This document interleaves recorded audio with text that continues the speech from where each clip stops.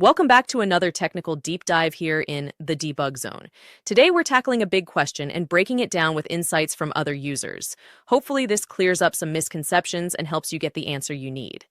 So buckle up, stay a little curious, and let's jump right in.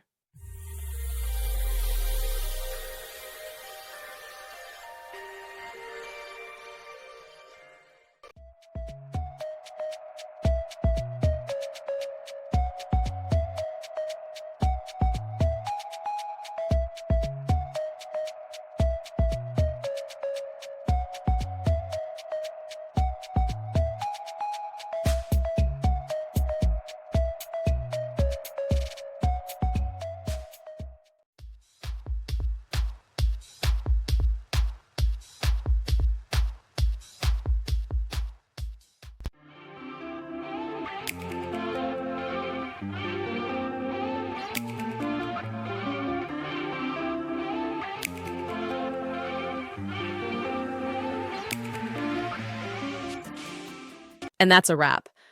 I hope you found the answer you were looking for. If you did, take a second to hit that subscribe button. It really helps out. And let me know in the comments which solution worked best for you. See you next time in the debug zone.